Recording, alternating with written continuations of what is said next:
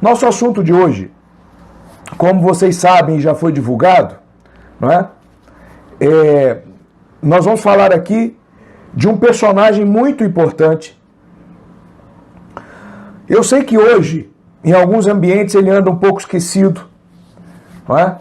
Mas ele é um personagem muito importante, por quê? Não só porque ele é uma espécie de ideólogo ou pai de todo o movimento político do século XIX e do século XX.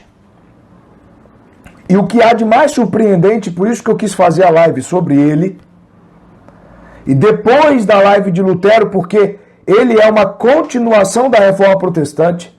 Isto é o que ninguém fala, porque de Rousseau ainda se fala algo.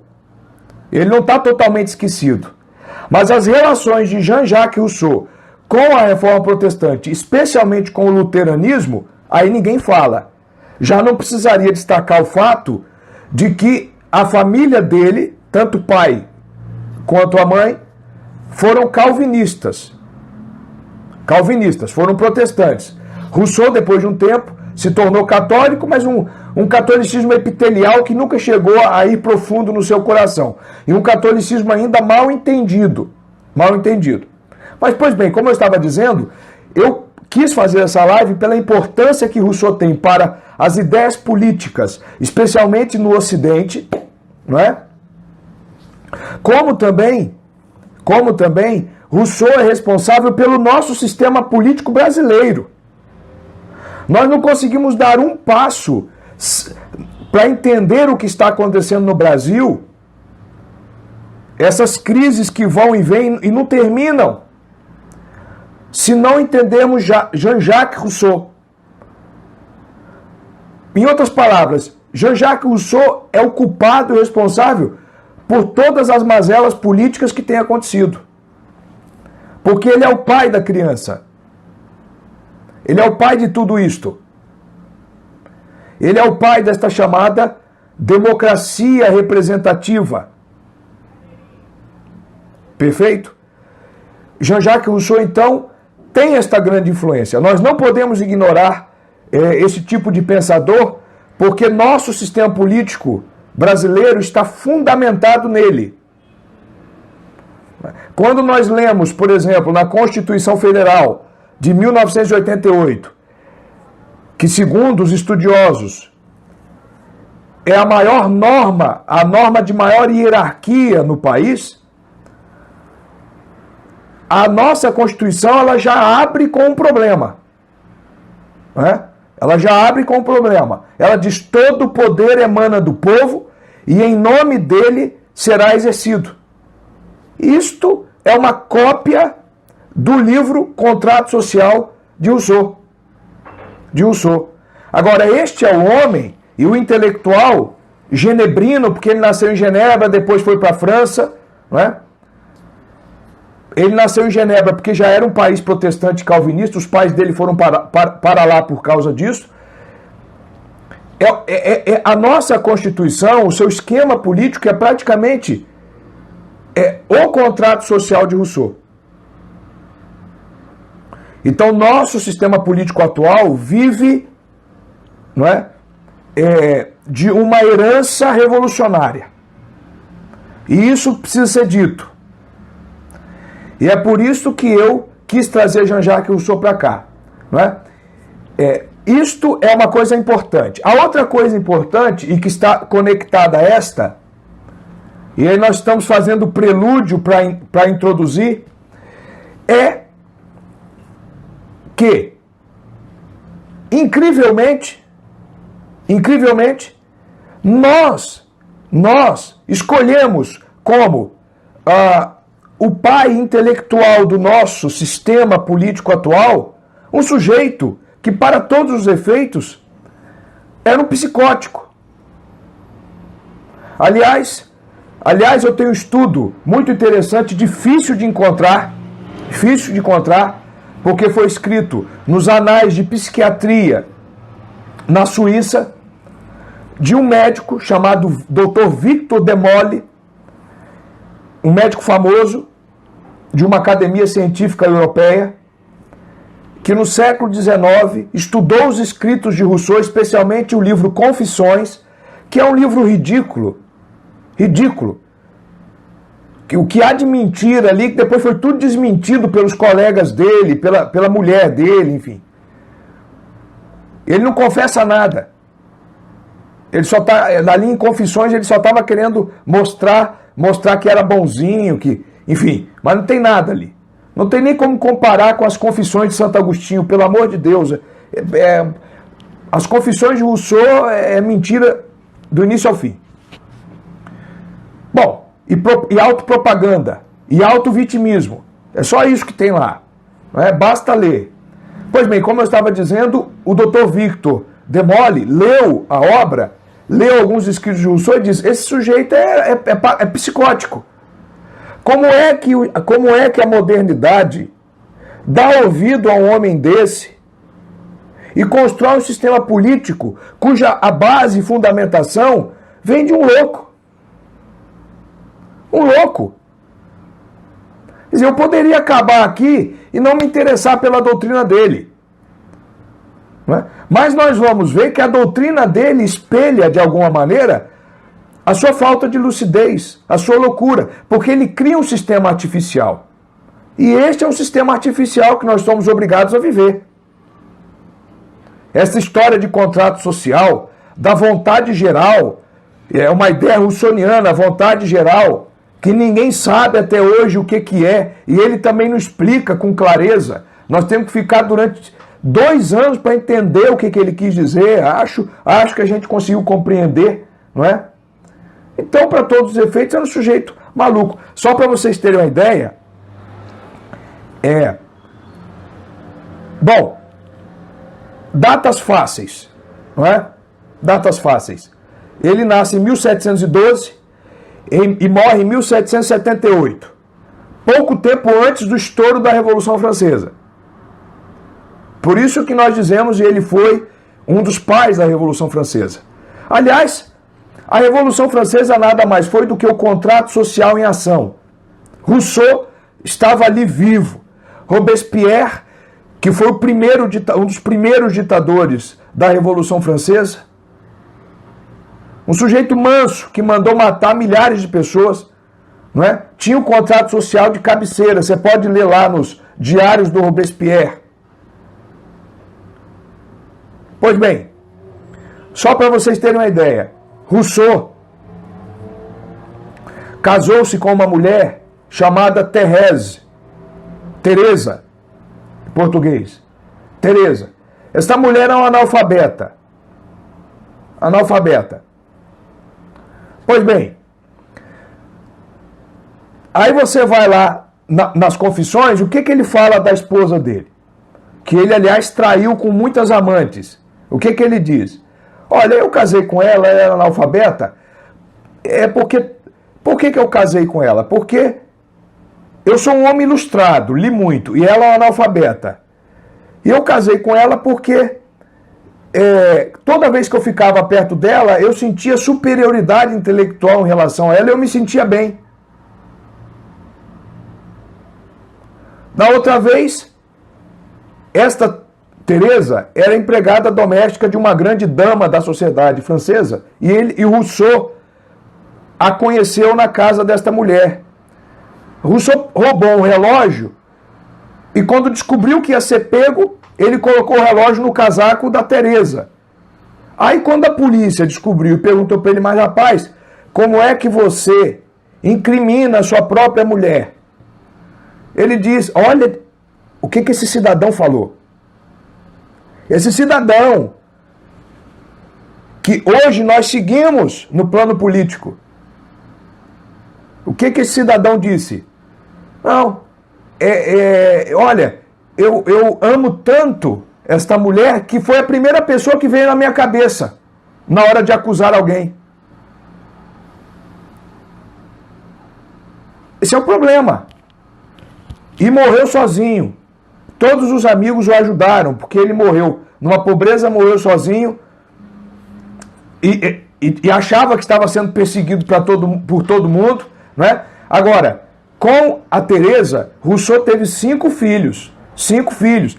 Sabe onde ele enfiou os 5 filhos? No orfanato.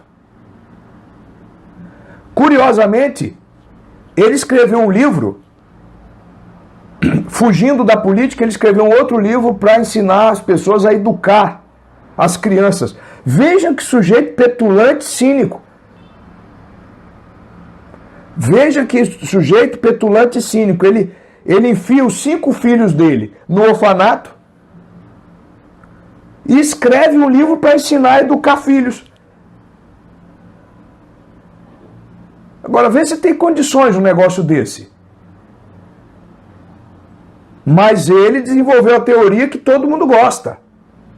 Todo mundo gosta. Agora, esse negócio aí, por exemplo, do Emílio, que é a obra que ele escreveu sobre educação, vocês acreditam que está voltando hoje no Brasil esse negócio?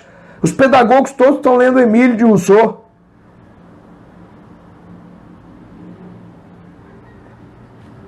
Isso é um absurdo. Mas tem que conhecer história. Tem que conhecer história. Esta é a vida de Rousseau. Não é? Mas se você vai ler as confissões dele, o que ele diz lá? Vocês não vão encontrar nenhum homem como eu. E nem superior. Eu sou feito de um barro distinto dos outros homens, ele disse. Mesmo assim, a mulher dele, a Teresa, depois disso tudo, ela acabou falando que não existia nenhum santo no mundo a não ser o marido dela. Quer dizer, essas coisas que a gente não consegue entender. Mas o fato, e eu estou contando isso aqui, e não quero me demorar mais, só para dizer para vocês que as pessoas que nós estamos escolhendo como nossos guias na vida, especialmente na vida política, são essas pessoas doentias. Quer dizer, nós abandonamos a bússola, o guia seguro da igreja, que tem 2000 anos de tradição, que educa as pessoas numa tradição verdadeira. Estamos seguindo os modismos, especialmente o modismo que é feito por pessoas doentes e com problemas psicológicos. Não é? Porque Rousseau, com toda certeza, tinha. Eu, que não sou médico, consigo reconhecer ali problemas. Então, vejam bem, vamos para doutrinas, para alguns pontos, né, meus caros amigos e queridos que estão aqui nos acompanhando, né? Sintam-se todos abraçados. As pessoas estão entrando agora, às vezes não dá tempo de responder a tudo e de ver a tudo, não é? Mas vejam bem, não vamos conseguir aqui esmiuçar e esgotar toda a doutrina de Rousseau e nem toda a sua vida. Eu gostaria de fazer, mas não vou ter como. Não é? Para quem tem interesse, por favor, visitem lá o meu grupo de estudos católicos. Hoje, inclusive, é o último dia para inscrição. Eu vou ver até depois, não sei, porque tem muita gente pedindo, a gente vai ver o que pode fazer. Mas hoje é o último dia da inscrição, porque lá no grupo de estudos católicos, eu trato de Rousseau com uma maneira muito mais detalhada. Muito mais detalhada. Mas aqui eu quero trazer dois pontos na doutrina de Rousseau que é importante conhecer. Para vocês entenderem como é que ele trouxe a coisa até aqui. Não é? Rousseau diz que o homem é bom por natureza. O homem nasce bom. É o famoso mito que ele inventa, porque é um mito, da bondade natural do homem, o bom selvagem. O homem, por natureza, é bom. E o homem nasce bom. Então, o que o Rousseau está fazendo, primeiro, é contradizer um dogma da Igreja Católica. Não é? Porque o homem, ele foi criado bom. O homem foi criado bom, porque Deus é bom e não cria nada mal. O homem foi criado bom, mas por um desvio da sua liberdade, ele pecou. E com o pecado, a morte e o mal entram na história humana. A partir daí, todos os homens que nascem com a marca do pecado original e com a inclinação para o mal. Então você não, essa tese de Rousseau é uma loucura. Isso foge da realidade, porque Rousseau ele vai criando teorias artificiais e nós vamos vivendo nas teorias artificiais dele, ao invés de seguir a verdadeira doutrina católica que fala do homem o que o homem é. Sabe por quê, meus amigos? Porque antes de fazer política, antes do homem fazer política, o homem tem que se conhecer. A política, a antropologia deve preceder a política. Primeiro nós temos que conhecer o homem tal qual ele é, para depois fazer política. Agora, se você tem uma concepção errada do homem, você vai ter uma concepção errada do Estado. Você vai ter uma concepção errada da sociedade política. Não é? Hobbes também cometeu um erro, porque para Hobbes, o homem é mau por natureza. Aí são dois opostos, são dois exageros. E quem tem a razão nessa troca de tiros sempre foi a Igreja Católica. Que às vezes nós abandonamos para procurar esses psicóticos de plantão que aparecem na história. Não é? O homem nem foi criado mal, o homem foi criado bom, mas por seu excesso no livre-arbítrio, por seu livre-arbítrio, ele faz o mal. Agora, nem uma coisa nem outra. Aí está tudo errado. Mas espera lá. O que isso tem a ver com a política? Porque para Rousseau, o homem é bom por natureza. Ah, meus amigos, veja bem, se o homem nasce bom,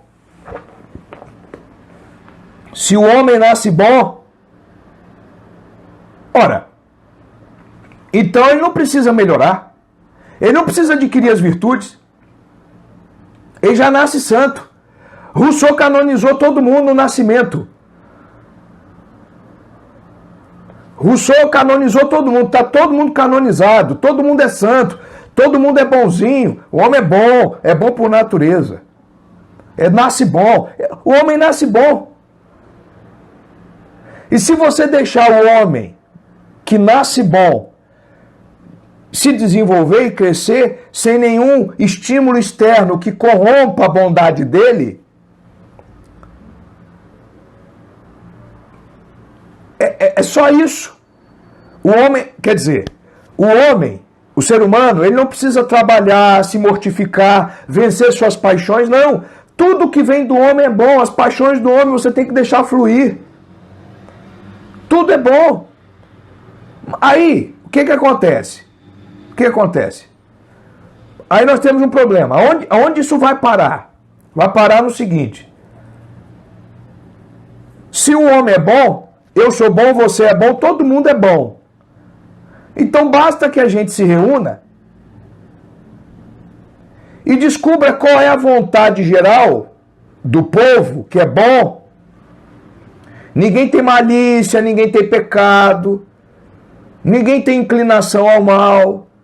Basta que todo mundo se reúna, se junte num aglomerado e vote, e escolha, e diga quais são as leis que eles querem que ordene e regulamente a sociedade. Ora, como é que eu posso contestar uma lei feita por um conjunto de homens maravilhosos e bons? E mais, se o homem é bom, ele não precisa de Deus. Para que Deus vai ordenar as suas leis, o decálogo, os 10 mandamentos? Para que 10 mandamentos se eu já nasço bom? Os 10 mandamentos servem para quem tem uma inclinação ao mal e precisa melhorar e obedecer os 10 mandamentos de Deus. Quem já nasce bom, por natureza, não precisa dos mandamentos, não precisa da vida sobrenatural, não precisa da graça, Para Rousseau, o homem não precisa da graça, porque a graça, ela vem para aperfeiçoar a natureza. Mas já que o homem é perfeito por natureza, para que a graça? Então todas as leis que são feitas pelo homem são legítimas. São legítimas. Estão perfeitas. Ninguém pode discutir.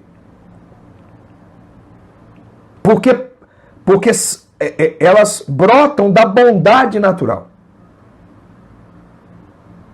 Elas brotam da bondade natural. Essas leis são perfeitas, ninguém pode discutir. Daí nasceu o mito da democracia. Essa democracia que diz que a vontade popular é soberana.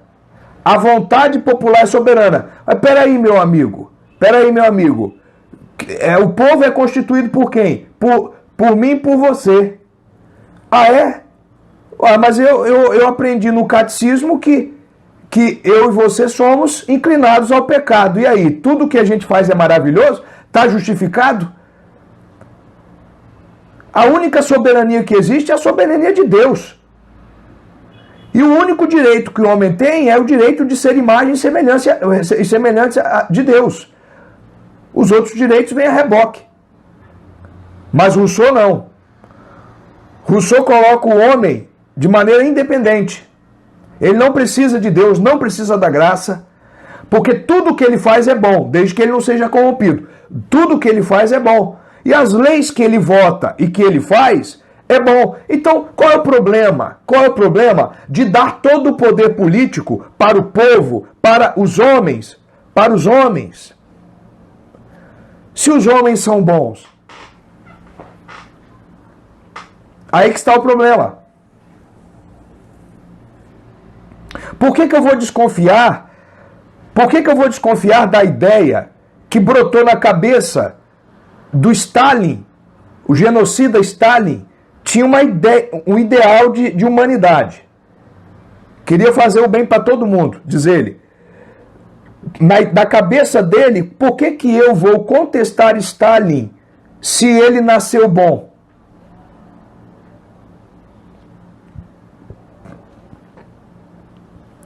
Com que direito eu tenho para contestar? Aí o que acontece? O povo que tem a soberania popular, ele se acha no direito porque é bom, porque ele é bom, ele se acha no direito de promulgar leis e votar leis que estão acima dos direitos de Deus.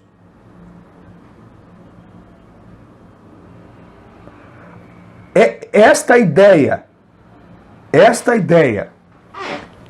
de que o homem é bom faz com que o homem tente projetar essa bondade na política. E sob o pretexto desta bondade, votar leis que ofendam os direitos de Deus e os direitos naturais. Então o homem acaba usando o aparato político e o aparato jurídico para agir como se ele fosse o criador das coisas. Ele faz tudo zero. Eu não sei se muitos aqui que estão me assistindo, eu já vi alguns amigos aqui, inclusive eu quero aproveitar para mandar, eu estou vendo rapidamente as pessoas, um abraço para o professor Felipe Aradi, o meu amigo aqui do Espírito Santo, um professor. Vejam bem, e tantas outras pessoas que estão entrando, eu já cumprimentei tantas outras aqui, sintam-se todos abraçados, muito obrigado, viu? Eu estou igual uma metralhadora aqui, pessoal, vocês me desculpem, eu acabo me empolgando, viu? Então o que acontece? Aí Aí de repente uma determinada corrente de direito constitucional, quem faz direito sabe disso, direito constitucional, inventou um negócio chamado poder constituinte originário. Poder constituinte originário. Querem saber o que é isso? Vocês vão cair para trás. Vocês vão cair para trás. Os juristas dizem, principalmente no século XIX, baseado nessa ideia de contrato social,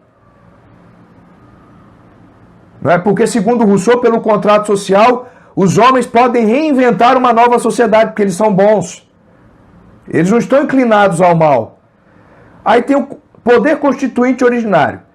O que diz o poder constituinte originário? Não é? O poder constituinte originário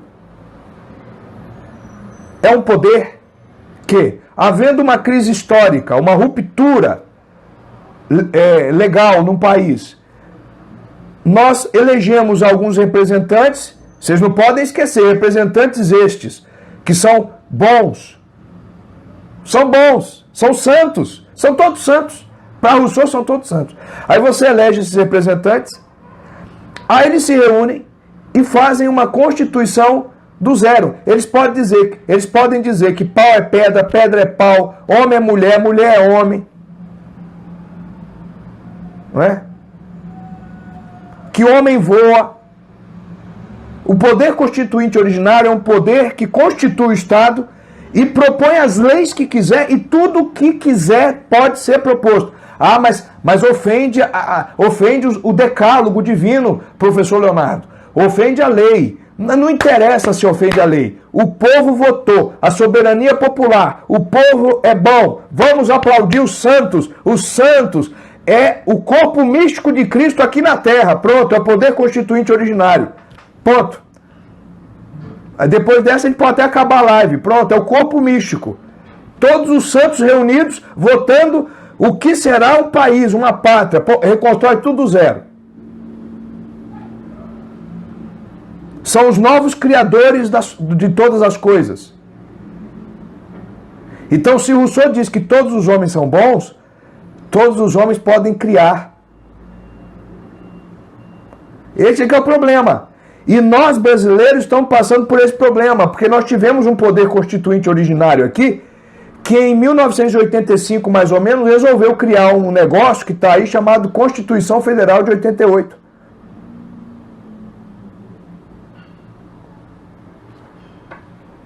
Não tem mais nada. Não tem os mandamentos divinos, não tem nada. Tem a Constituição Federal. Mas, meu filho, mas a Constituição Federal brasileira, ela está toda baseada em princípios cristãos. Que nada, só na casca. Só na casca. Quando uma Constituição diz, já começa dizendo, a Constituição já começa dizendo que todo o poder emana do povo, meu filho, aí está a bondade natural, tá a bondade de Rousseau. Quer dizer, o povo agora tem o direito. Porque, meus amigos, o único ser que pode ter direito absoluto sobre a criação é o ser que é a bondade infinita, que é Deus. É aí que está a malícia de Rousseau. Quando Rousseau diz que todo homem nasce bom, ele está dando carta branca, sinal verde, para fazer o que nós quisermos.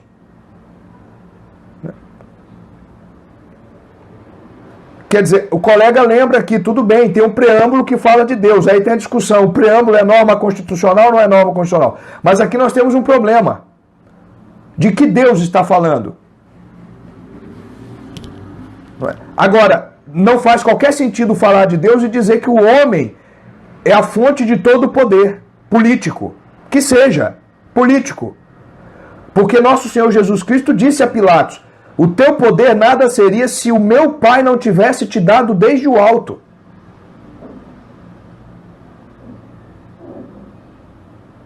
Todo poder político vem do alto.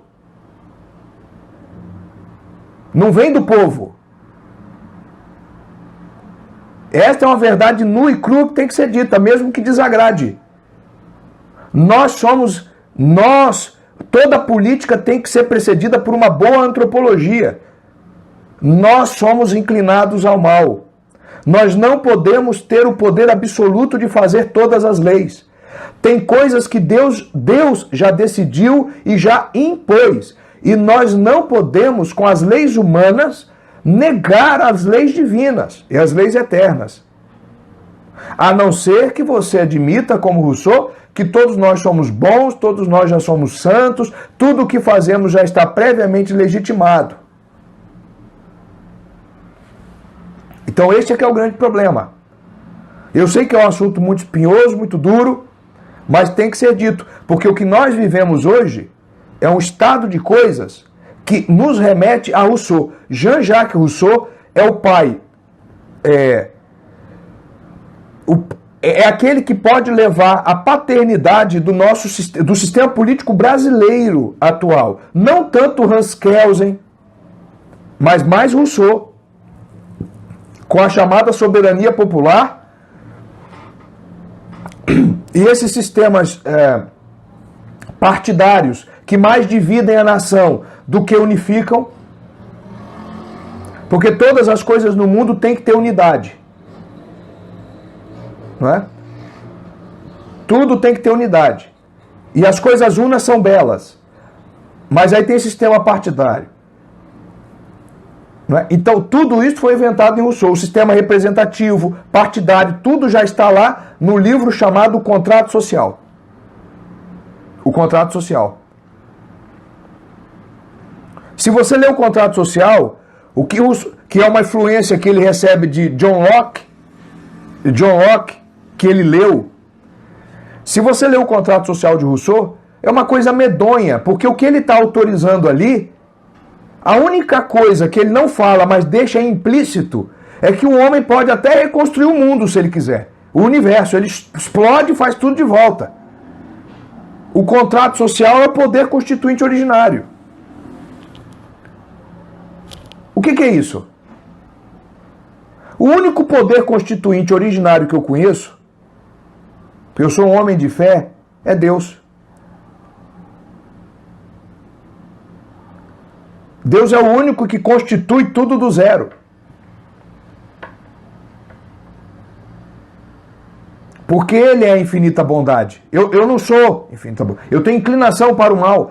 Quer dizer, para Rousseau, todo mundo está ainda na fase adâmica. Todo mundo é Adão. Adão, antes de pecar, e Eva estavam no estado de graça permanente. Não tem isso. Nós somos inclinados ao mal. E esse é o nosso problema. E é por isso que o nosso país não sai da crise que está. E dificilmente sairá, desculpem o tom apocalíptico, dificilmente sairá. O problema não é exatamente república, monarquia, não é? Se bem que eu sou monarquista, de uma maneira muito distinta, tomista aristotélica. Mas o problema não é esse, o problema é o sistema. Você pode colocar uma monarquia ou pode deixar uma república. Se o fundamento for este, da soberania popular, tal qual entendida hoje, todo o poder emana do povo, nós vamos ter problema. Se nós não respeitarmos os direitos de Deus, nós vamos ter problema. E os direitos naturais. Os direitos naturais. Porque Rousseau, a verdade seja dita, ele era um homem que amava a natureza. Mas o sistema dele pode nos levar, inclusive, a negar a própria natureza. Porque se o homem está totalmente livre para fazer as leis que ele quer, porque ele é bom por natureza, e ninguém pode contestar as decisões de alguém que seja bom, então tudo está perdido, tudo pode ser refeito. Tudo pode ser refeito. Perfeito? Então esta era a ideia que eu queria trazer para todos vocês, para vocês perceberem que não é uma coisa à toa, não. É um assunto muito grave e importante. E que mexe com a profundidade, quer dizer, a raiz mais profunda do nosso sistema brasileiro. Não é? E é um problema que fala da democracia liberal. A chamada democracia liberal que nasce com o Rousseau, especialmente com a Revolução Francesa. Não é? Tudo isto, meus amigos, e mais um pouco, com muitos detalhes, inclusive, lendo alguns trechos, enfim, das obras de Rousseau, eu trago no meu grupo de estudos católicos. Né? E eu faço o convite a todos vocês que possam visitar lá no nosso Instagram, na bio do nosso Instagram, tem ali o link para vocês terem maiores informações. Não é?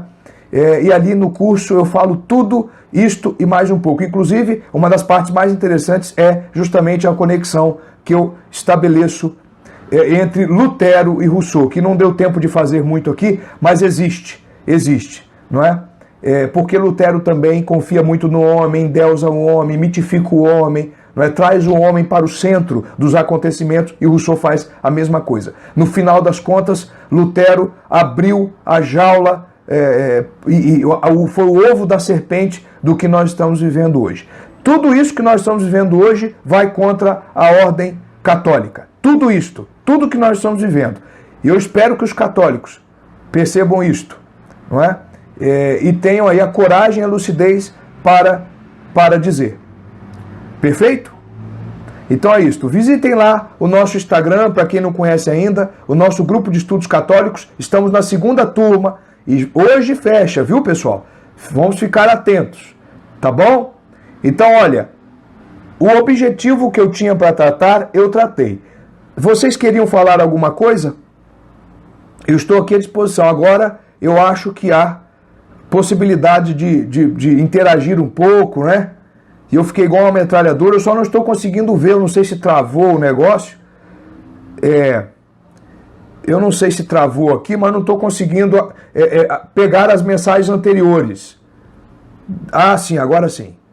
Agora sim, eu não sei se ficou alguma pergunta para trás, alguma observação.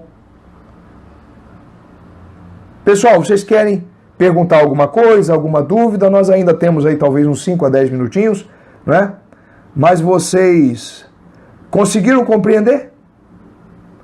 Né? Um forte abraço a todos, viu? Aqui alguns amigos que eu tenho visto. É muito difícil falar de todo mundo. Muito difícil. Eu só tenho que agradecer. Agradecer a Deus primeiro, depois a vocês, viu? Então é isto. Alguma coisa? Esta live é assim. A Mônica pergunta aqui. A questão do Emílio e Jean Piaget e Paulo Freire tem alguma coisa, não tudo, mas alguma coisa que se baseia no Emílio de Rousseau, não é?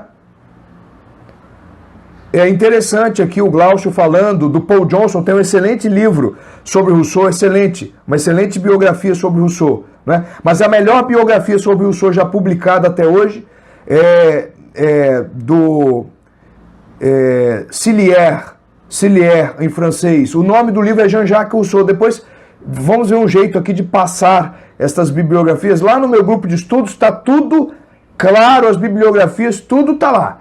É muito difícil passar agora tudo, né? Enfim, é isto. Então, gente, muito obrigado mais uma vez, viu, por vocês me acompanharem. Teve gente que acompanhou também a live de Lutero. Semana que vem a gente volta com novidades, viu? Na segunda e sextas-feiras a gente eu vou me esforçar para fazer uma live segunda e uma live sexta, tá bom? Acompanhe aí, viu? Muito obrigado por tudo. Para quem está entrando agora ou perdeu um pedaço, esta live vai ficar durante 24 horas no Instagram, tá bom? E nós vamos fazer um esforço para subir o mais rápido possível para o YouTube. Tá bom? Forte abraço, fiquem com Deus, viu?